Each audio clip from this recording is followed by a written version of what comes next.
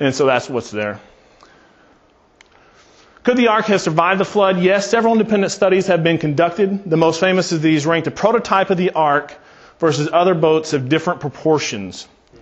And what they were testing there is seakeeping, or it's how it behaves at sea, hull strength and stability. And listen to this, while the ark wasn't the top performer in any one of them, it was overall the best performer in each one of them. It was the overall best of show. Wasn't the flood local? Genesis 7:19 and 20 says, the water prevailed more and more upon the earth, so that all the high mountains everywhere under the heavens were covered. The water prevailed 15 cubits higher, and the mountains were covered. Evolutionists use millions of years to explain away the fossils instead of just going with what we know.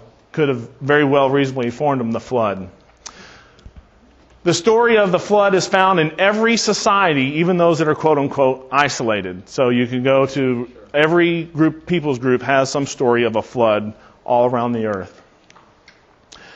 How could the flood have covered local mountains without being worldwide? And so we have a picture of what that might look like. It's on the top of that mountain, but over there, just the other region, is dry land, right? Why would Noah have needed to build an ark if it was just a local flood? With the time he had, he could have just walked out of that region, right? Let's just walk out. You don't need an ark. How could God have judged the sins of the whole world with a local flood? If the flood were a local flood, God would have had to repeatedly break His promise never to send such a flood again. God put a rainbow in the sky as a covenant between God and man and the animals that He would never repeat such an event. There have been huge local floods in recent times, but never has there been another global flood that killed all life on the land. And several New Testament books and Jesus Himself reference the flood as if it were global. Is there any evidence of the flood today? Evidence of Noah's flood can be seen all over the earth, from seabeds to mountaintops. Whether you travel by car, train, or plane, the physical features of the earth's terrain clearly indicate a catastrophic event.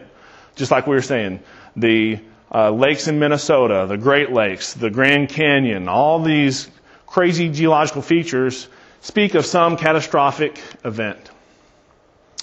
And due to time, I'll let you read that paragraph. So, kind of in summary, the flood as described in the Bible is the best possible answer to explain what we observe in the fossils and geological formations. The facts of the flood have been tested and stand to reason. Amen. The flood is a reminder of God's hatred of sin and a foreshadowing of His future judgment of the earth by fire.